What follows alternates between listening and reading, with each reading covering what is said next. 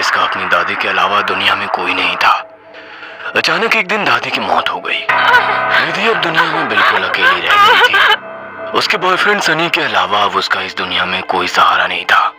एक दिन विधि दादी की अलमारी खोलती है, जिसमें उसे एक पुरानी बैंक की पासबुक और लॉकर की चाबी मिलती है। विधि बहुत हैरान हो जाती है। वो जानती थी दादी कितनी मुश्किलों से घर चला रही थी। फिर ऐसे में उनके पास से मिली ये लॉकर की चाबी देखकर विधि के मन में सवालों की झड़ी लग गई थी। ऐसा क्या है उस लॉकर में जिसके बारे में दादी ने उसे आज तक नहीं बताया? सवाल बहुत सारे थे जिनका जवाब ढूंढना था। दादी की डेथ सर्टिफिकेट लेकर जब वो बैंक पहुंची तो उसे दादी की लॉकर का एक्सेस मिल गया। उत्सुकतावश उसने लॉकर खोला तो उसमें सिर्फ उसे कुछ कागज दिखाई दिए। विधि कागज लेकर घर लौट आई। उन कागजों के मुताबिक मंथनपुर में एक बड़ी हवेली दादी के नाम थी। इतनी बड़ी हवेली है दादी के पास और हम सालों से इस 2 कमरे के किराए के मकान में जी रहे हैं। ऐसा क्यों किया दादी ने? खैर जो भी बात हो, अब तो ये हवेली मेरी है। मैं कल ही मंथनपुर के लिए निकलती हूँ। अगले ही दिन वो मंथनपुर के लिए निकल गई थी। बड़ी अजीबोगरीब सी जगह थी ये। मेन रोड से हवेली की तरफ जाने वाली सड़क बिल्कुल सुनसान थी।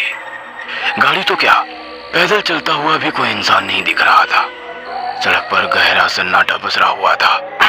सड़क के दोनों तरफ घने ऊंचे पेड़ लगे थे। इतने पेड़ पौधे होने पर भी वहां किसी भी पक्षी का कलरव नहीं था। कोई जानवर नहीं। धीरे धीरे अंधेरा हो रहा था। सड़क किनारे लगे घने पेड़ अब जंगल की तरह दिखाई पड़ रहे थे। सड़क पर फैली खामोशी अब विधि को डरा रही थी।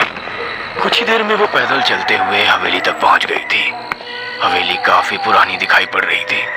ऐसा लगता था कि सालों से वहां किसी ने पैर ही नहीं रखा।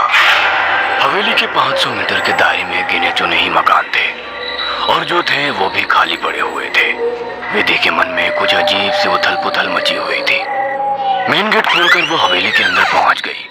अंदर का नजारा देखकर वो दंग रह गई थी। पूरी हवेली जगमगा रही थी।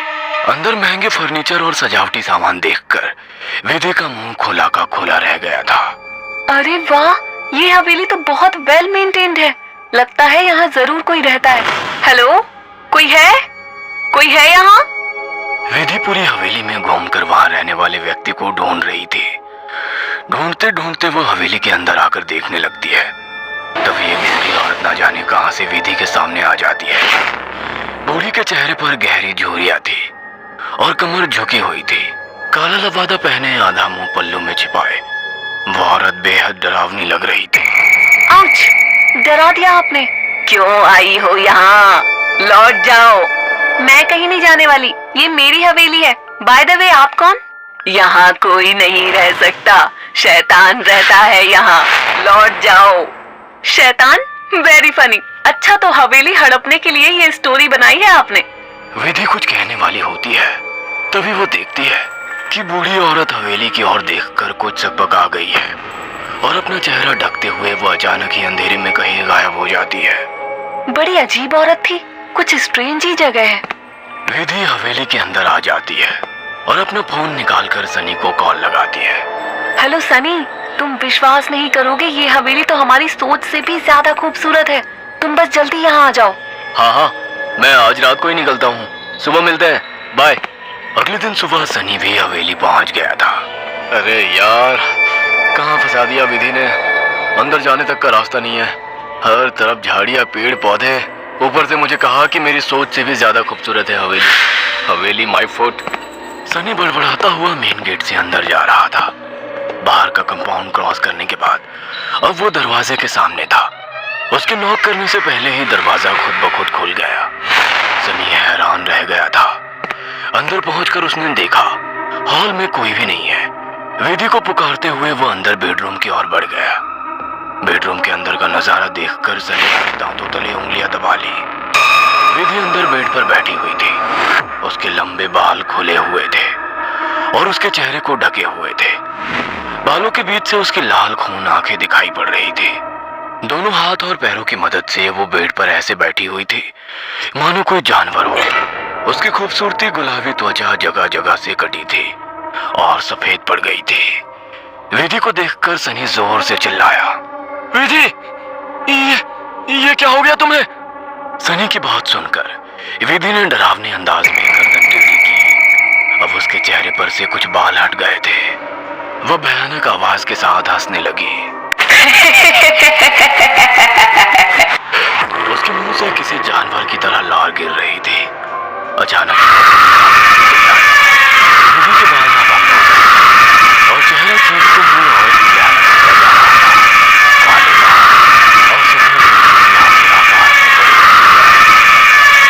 सनी के अंदर और देख पाने की ताकत नहीं बची थी।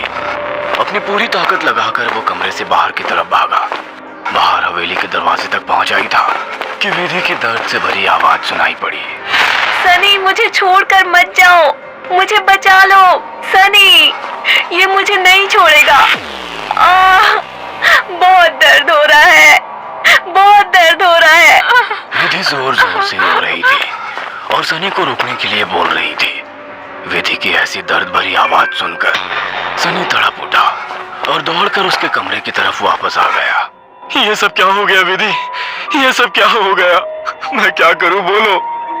बहुत भूख लगी है, तेरा खून पीना है। इतना कहकर विधि अजीब तरीके से मुस्कुराने लगती है और अपने हाथों और पैरों की मदद से जमीन पर रेंगते हुए सनी की ओर बढ़ती है। सनी बिजली सी तेजी दिखाकर कमरे से बाहर निकल आता है और कमरे का दरवाजा बाहर से बंद कर देता है। सनी की कुछ समझ नहीं आ रहा था। वो विधि की मदद करना चाहता था। उसे ऐसी हालत में छोड़ना उसे मौत के मुंह में धकेलने जैसा था। वो बाहर जाकर मदद मांगने का निर्णय लेता है और तुरंत बाहर निकल आता है। हवेली के अंदर दूर दूर तक केवल सन्नाटा छाया हुआ था। अंदर से रह रहकर विधि की दर्द भरी चीखें सुनाई दे रही थी। मदद की उम्मीद में सनी दौड़ते हुए आगे भागे जा रहा था। तभी उसकी नजर एक चर्च पर पड़ी।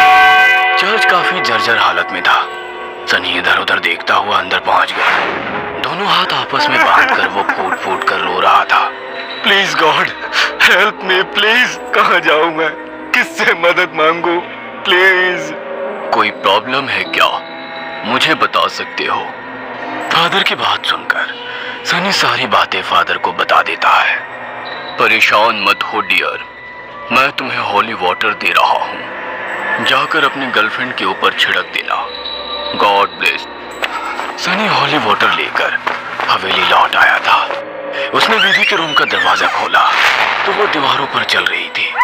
उसके मुंह से खून बह रहा था और वो जोर जोर से हंस रही थी। दरवाजा खुला देख उसने टेढ़ी सी नजर से सनी को देखा और दीवार से नीचे कूदकर उसकी ओर बढ़ने लगी। सही समय पर सनी ने हॉली के ऊपर छिड़क दिया। एक जोरदार चीख के साथ दूर जा गिरी और एक काला सा साया कमरे से बाहर की तरफ जाता हुआ दिखाई दिया। विधि, वो चला गया। तुम ठीक हो? हाँ, वो चला गया, लेकिन अब वो अकेला नहीं आएगा। वो बुढ़िया सही कहती थी, ये घर नहीं शैतान का बसेरा है। यहाँ एक नहीं 5 शैतानी ताकत है। जल्दी चलो विधि, हम यहाँ से दूर निकल जाएंगे। सनी विधि को सहारा देकर ले जाने लगता है। तभी विधि की आंखें पलट जाती है और वो सनी को दूर धकेल देती है। सनी जाकर दीवार में टकरा जाता है। तभी फादर वहां आ जाते हैं। मैं जानता था यहाँ एक नहीं बल्कि कई शैतान है जो तुम्हें नुकसान पहुंचाने की कोशिश जरूर करेंगे। तुम्हारी दोस्त पोजेस्ड है, यह आसानी से उसका शरीर नहीं छोड़ेंगे। मुझे ही कुछ करना होगा। फादर हॉली वाटर को विधि पर छिड़कते हैं जिससे कुछ पल के लिए शैतान कमजोर हो जाता है। उसी समय वे दोनों उसे बेड से बांध देते हैं। उसके बाद फादर प्रेयर बोलने लगते हैं और वाटर की कुछ बूंदें उसके ऊपर गिराने लगते हैं। विधि पूरी ताकत लगाकर चीख रही थी। फिर कुछ देर बाद अचानक उसने चीखना बंद कर दिया। भयंकर सी आवाज में उसने कहा, ये मेरा शिकार है, तुझे क्या लगता है इसे बचा लेगा? इसके बाद विधि ने झटके से अपने दोनों हाथों पर बंधी रस्सी को खींचकर तोड़ दिया और अपने हाथों और पैरों को उल्टी दिशा में मोड़ने लगी। कट कट की आवाज के साथ उसकी हड्डियों से टूटने की आवाज आ रही थी। विधि के दिल को चीरती चीखों को सुनकर सनी की आंखों से भी आंसू बह रहे थे। फादर ने वाटर छिड़कते हुए विधि के चारों ओर एक गोला बना दिया। अब वो उस गोले से बाहर नहीं आ पा रही थी। फादर लगातार प्रेयर कर रहे थे।